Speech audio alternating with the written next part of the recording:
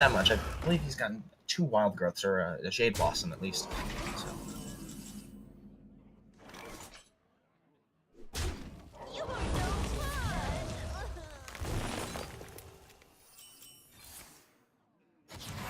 That Oaken Summon's going to allow him to bring out that Fandral. He doesn't have anything in his hand to combo with it. Hopefully he can draw something next turn like a Wrath or a Jade Idol. That would be really, really good for him. And now Epic Manor has decided what he wants to, how he wants to deal with that exactly. But he's looking at backstabbing that 3/3 so that he can Vile Spine Fandral, which is pretty good, and it gets a Fandral out of here, which he definitely wants. You do not want him to stick around. He doesn't know his opponent doesn't have anything in his hand to go with that, but you know, he doesn't want to take any chances. And Q has Ultimate Infestation in his hand, so that is very good. It allows him to deal that 5 damage, get that 5 armor, summon that 5/5, and draw those 5 cards for 10 mana. This card many people really, really hate nowadays. I think not as much. I think people have gotten used to it, but when it first came out, people, it was like, you use Ultimate Infestation, you win the game, essentially. So, you have people, especially in like the arena, where you'd have people doing Warlock, Druid, and you'd have them do like Blood Bloom, and then use Ultimate Infestation on turn 1. Like, Q is just playing a little bit of defensive here. He's playing the Jade Behemoth, and he's playing the Jaded Behemoth, and he got that Ironwood Golem from his Oaken Summons. He's got the other one in his hand right now. So he's pretty stacked up, and on top of that, he can proc its effect because he has more than 5 armor, or actually, I believe it's 3 armor, actually, yes. That's correct here. So it looks like Epic Manor is actually going to get an Oaken Summons out of his Swashbuckler. He's going to use it here. Let's see what he gets. A Firefly. Oh, that's unfortunate. Not a very good card. It's not usually the one you want to get. Looks like he wants to use a Shadow Step on it. I guess he really doesn't. Oh, no, he's going to use it on the Bone Mare. That's actually pretty smart. Since we're coming in late, we know he hasn't used Keleseth or found Keleseth yet, because that Firefly that popped out of his deck was only a 1/2 and not a 2/3. Medivh coming out here from QQ. It's going to allow him to play some pretty strong things later, especially if he draws another Ultimate Infestation, because that means he gets the 5/5 from him, plus a 10 mana minion from his Medivh Staff.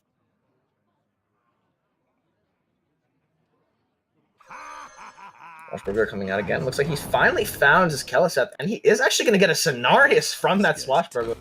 Quite an incredible play. He's probably just going to use it to summon those 2/2s, however, since he doesn't really have it that much use for the ramp aspect of it. The Wrath finally going to come out here. Allow him to take out that man from Gilneas. It's going to get a 3-cost minion. Not a bad draw. Actually allowing him to get a Darkshire Librarian, which is going to allow him to draw cards, since he doesn't have to discard anything. But with the swipe, however, and those buffs from the branching paths, it looks like Q is actually going to have a lethal here in game 1. For those of you unfamiliar with our Hearthstone format, we are Conquest style, best of 5. Each players bring 3 decks from 3 different classes. They have to declare their classes to their opponents before the match. But since we're in meta and they have to do that, players can usually guess what kind of deck's being brought to the table. And since Epic Manor actually lost that last one, he's going to have to use his Rogue deck again if he wants to be able to win the series, whereas Q no longer has to. It looks like both players are going to be changing decks. That's interesting. We're going to see a different deck from Epic Manor. Already we can see from him, he's got Malchezaar's Imp, actually. Interesting play. He's got the Void Lord and the Doom Guard. So signifying control from him. And Q, we saw him bring this deck yesterday, his Dragon Priest deck. This was the game yesterday that went really, really far in against Twisted's control Warlock deck. So we'll see exactly how that goes. Already starting off with that Malchezaar's Imp here. Don't think that's really going to signify to Q or to Epic Manor what deck Q is bringing. Since I don't really think the control Warlocks don't really run that Malchezaar's Imp. Oh, okay, okay. It's aggro warlock. Actually, that's flame imp actually signifies that it is aggro warlock, not control. It looked like for a moment that it was control. Again, control warlocks do not run the despicable dreadlords, so. Oops, so he's gonna power word shield the little oracle. Just keep it alive for a bit longer. And we're seeing as well, Q actually has a dragon in his hand to proc the Duskbreaker. We saw in one of his priest matches yesterday, he did not find that dragon, so he couldn't clear the board the entire game against Twisted's Keliseth rogue.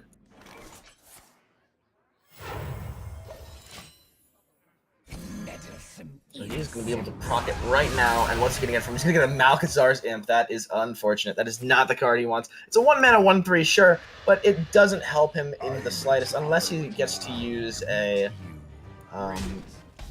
Dragonkin operative to find his opponent's Doomguard.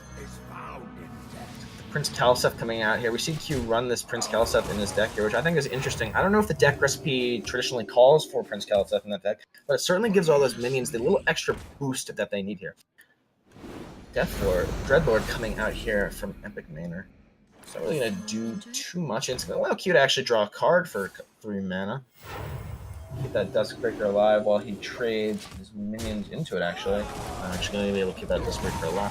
He's going to play that Malchezaar's Imp just because it's not really that useful. It's going to push the extra 1 damage per turn. Or it can be used to take out things like this Kobold Librarian. No, if whatever he chooses to trade into that Kobold Librarian is not going to be able to stick around here unless he decides to heal it first. So that's what's going to be the case. Actually, he's going to heal it first to throw it into something. Like that Acolyte, which is going to potentially get an extra proc off, especially with that Dreadlord out on the field doing the 1 damage each turn because it has increased health. Although the Spellbreaker, thinking about it, it looks like he's going to play Councilman instead. Oh, Councilman into Spellbreaker, actually. The Spellbreak that Acolyte of Pain to ensure he does not get those card draws off.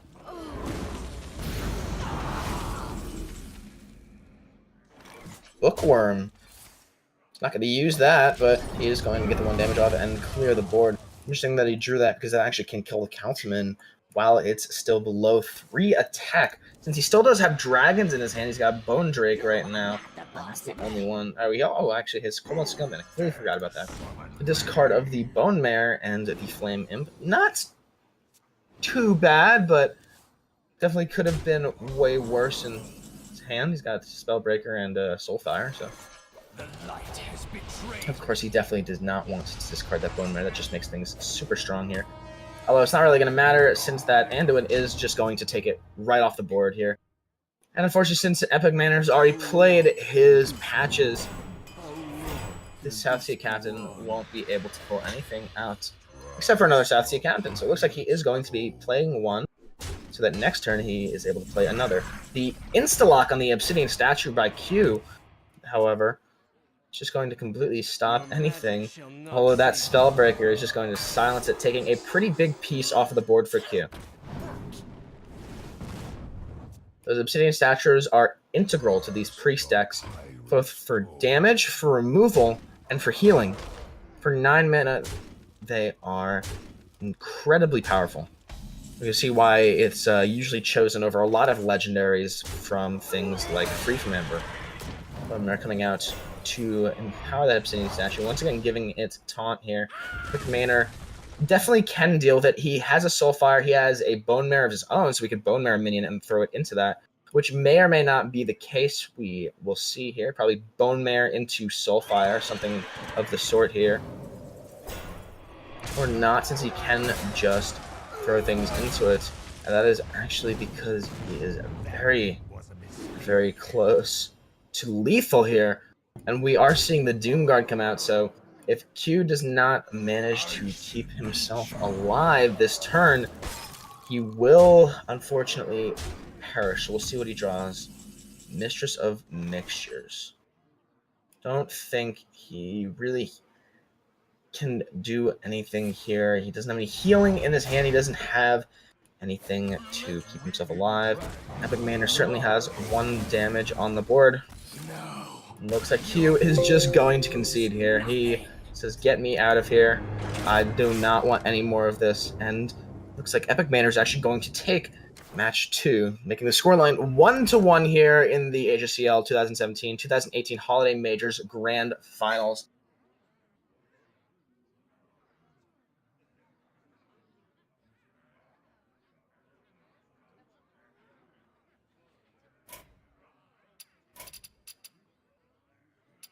Just waiting for these players to get back into the game again.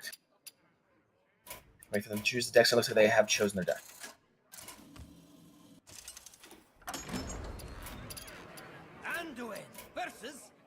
So you're going to be seeing the priest deck coming out from Q again, whereas Epic Manor is going to switch to his rogue deck.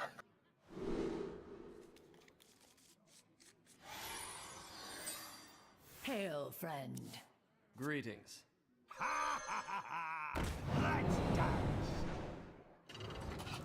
Swashburger coming out from Epic Manor here, going to let him get Patches the Pirate out on the board for that early damage. That's what he was looking for here. So Epic Manor's probably playing this, oh, I didn't even notice that. Look at his hand right now. Look at Epic Manor's hand right now. The Swashburger actually got him a Shadow Reaper Anduin. That is insane. Especially against this Dragon Priest with Keleseth in it. That means there's so many empowered minions that this could potentially target.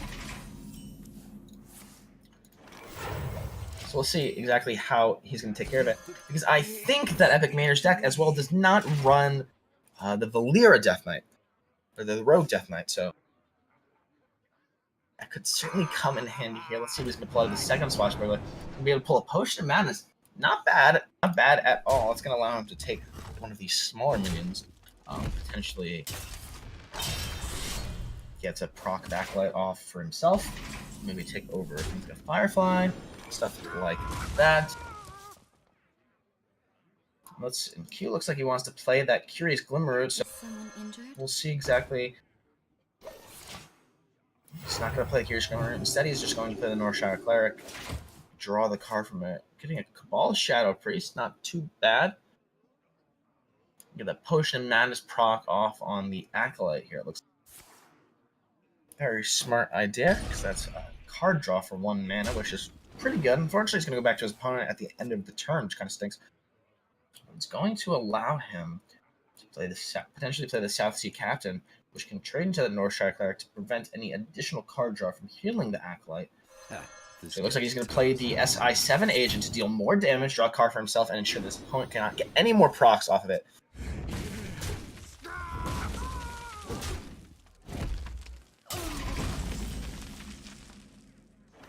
Finally, Q is now going to play that Curious Glimmer. Let's see what he's going to get from it. Ooh, the Vile Spine Slayer is certainly the correct choice here. And that allows him to destroy a minion for 5 mana. That is super powerful. It can be combined with things like Flame Elemental, Mistress of Mixtures. That will not Shadow Word, Power Word Shield anymore, necessarily. How long can this go on? How long can this go on? Zach is coming out, which allows us to see that Q is actually playing a version of Dragon Priest that is unique, which is quite interesting here. So he certainly has a unique deck list here. He's got Keleseth in there, he's got Kazakus, I'm sure he's got Raza. Quite interesting. I'd be interested to see this full deck list, because this is a pretty strong deck, and it's quite versatile. The only problem with it is card draw. The Secret Agent coming through is going to allow him to choose all these different cards. He's got a lot of different choices. You can choose a Prince Keleseth to get a proc off early, or you can choose a Shadow Step to Shadow Step something back later, such as a Vile Spine Kazakus, his own Keleseth, you name it. Certainly a lot of choices, and it's a much more versatile card as well. You can trade something like a Dragonkin Operative into a Southsea Captain, for example, Shadow Step back into his hand, and then play it again for only 3 mana. So, Man from Gilneas is going to allow Epic to draw his Leroy and his own Vile Spine Slayer, which allows him to set up for some high damage turns in the future, especially with that Corridor Creeper in his hand, slowly decreasing cost as more minions die. See what Q decides to do. Looks like he wants to play Kazakus. He was hovering over it for just a moment. Instead, he's going to choose to Bone Mare his Mistress of Mixtures and put it into that Southsea Captain. He doesn't want to allow the Southsea Captain synergy to go off with both of them. The Shadow Reaper Anduin coming out here from Epic Manor, allowing that Mistress of Mixtures and Bone Mare to get destroyed, and the Prog Mistress of Mixtures to go off, which allows him to heal some. But now Q is in the tough position. So this is going to be up to him to clear the board. He's going to be able to probably, before playing a death, he looks like he's going to choose a Kazakus potion. Looks like he chose a 5 mana potion. We'll see what effects he chooses to take.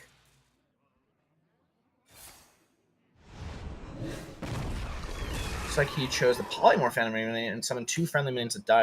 That's a pretty good choice. For 5 mana, that is a really good choice, actually.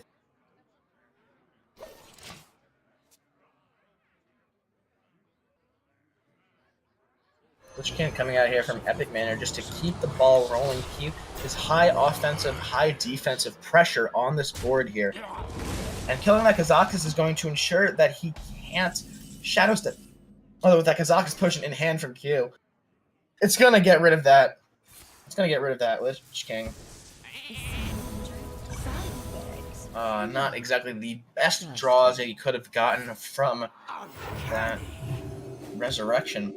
Noticing here in Epic Manor's hand, he actually got a Death Grip from his Lich King, which can do really well. So he decides to use it, and he is going to. We'll see what he steals, because there's a lot of high-value cards in Q's deck that he could steal. So we'll see exactly what he gets, and it looks like he's going to get just a Cabal Talon Priest. Nothing too crazy, so. But that allows him to. That allows him to power up some of his minions. It's going to use it to empower that shape to get rid of the Northshire Cleric.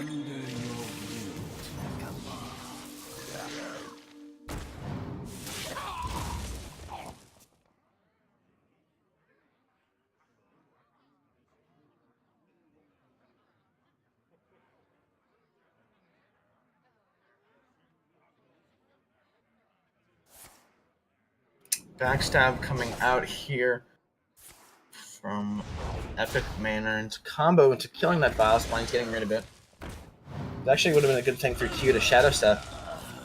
He's going to Vile Spine the Raza out of here.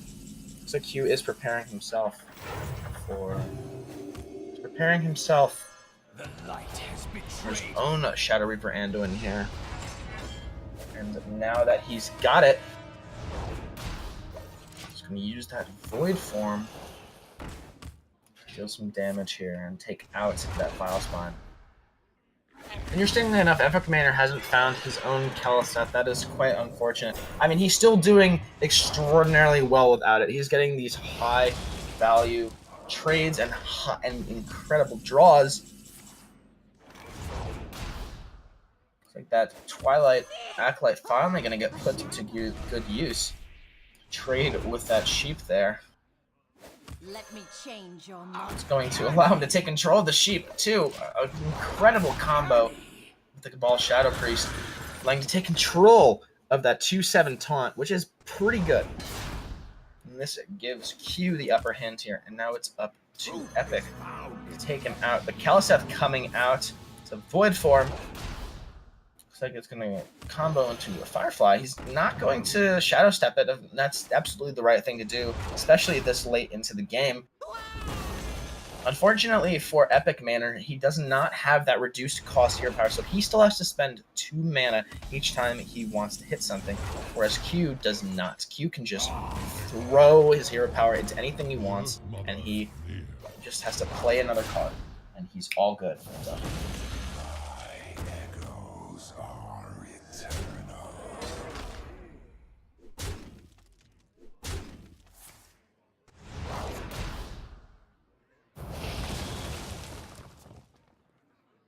Now Q is in the upper hand position here. Your magic shall not save you.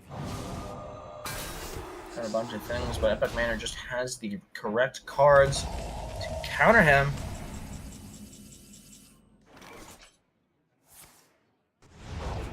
He's going to have ability to take down another Shadow Step coming out here from that Crystalline Oracle, which is going to allow Q to do even more. I wonder what he's saving these Shadow Steps for. He has to be saving them for something important.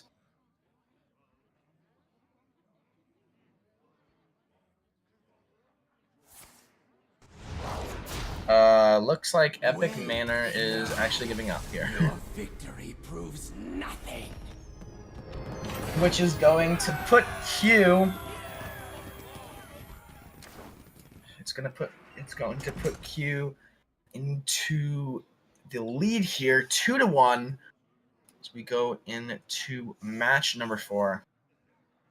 Scoreline is 2-1. Everyone, if you are just joining us here, Q won the first game. Epic Manor turned it around in game 2, and Q won game 3. So now Q just has to win with one more deck. He's already won with his Ramp Druid and his custom, I guess I call it a Value Priest deck. Now he's going to run his own Rogue deck, whereas Epic has only won with his, I believe, his Aggro Warlock deck. So he's staying on this Rogue. He had a very good chance last game. He did quite well, but unfortunately, look at that. He drew patches in his opening hand. That always stinks. You always hate to see that. It's never going to be a good game when you get patches in your opening hand.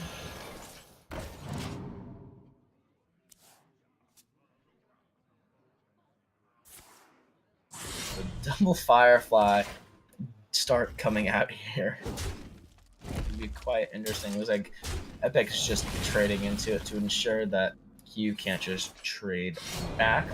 Although he certainly can trade back by throwing his own dagger into it. So far, we're just seeing a mirror match here. We'll see if that continues. Fortunately, Q doesn't have a Swashbuckler of his own to combo with Epic's. So he pulls out of that. He pulls a Razor Petal Leasher. Not terrible. 2 mana. It's not that bad. Certainly could have been better cards you could have drawn from that, but it's all up to the RNG here. Ooh, and the Kaliseth coming out here from Q.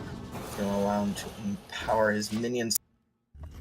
Fortunately, he doesn't have a Shadow Step or anything in his hand to combo with it, but he is going to just take out Epic's board to ensure he can't trade into it. Unfortunately for him, though, Epic does have a backstab. It looks like he's going to combo that into a Serenite Chang'e to increase his defense here.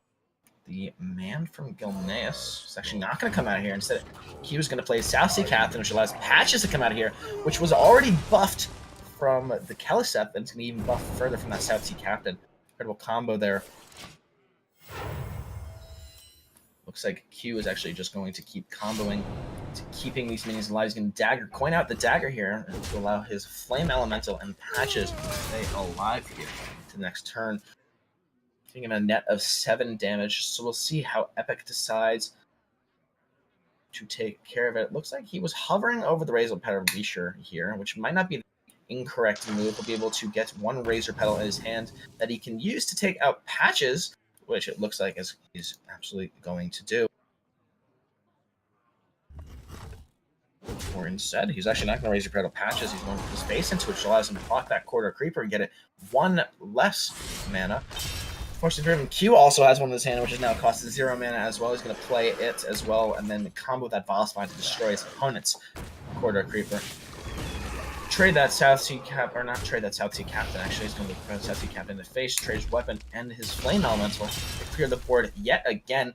And now Q is certainly in the upper hand position here. Epic has to deal with this large board of minions here. This big board that is quite dangerous. Q just going to Spellbreaker the Vile Spine, which is quite interesting here. But that's going to tell Epic that he can now play his Cobalt Scalebane free of charge, since he now possesses that.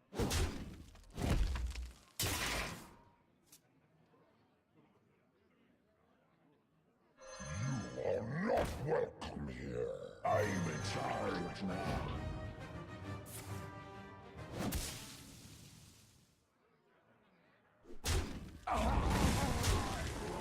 So the patch is finally going to come out here along with that Cobalt Scalebane, and since Q no longer has that Spellbreaker to deal with it, I mean, he can trade the Spellbreaker into it, but he's not going to be able to just completely silence it off the bat. That empowered Vile Spine here is unfortunately not going to mean very much with that Shadow Step going out right back into another Vile Spine.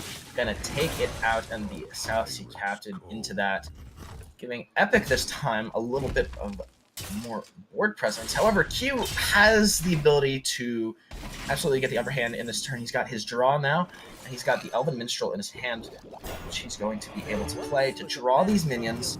Let's see what he pulls. He pulls a South Sea deckhand, which is pretty important.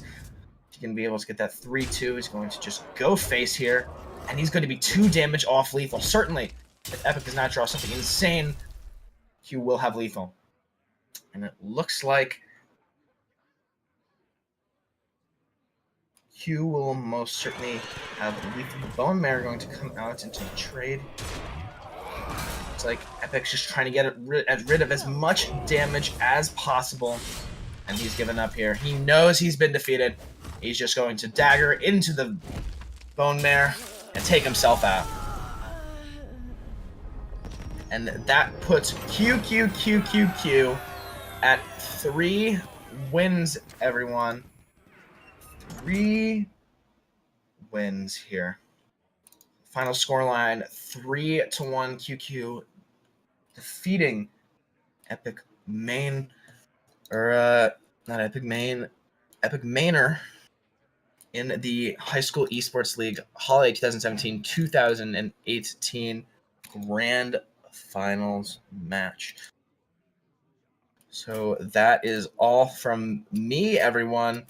My name has been HSEL Elijah, aka Squid. Thank you all so much for watching today. Please enjoy the rest of your week. If you're in the Winter Majors, please remember matches start tomorrow.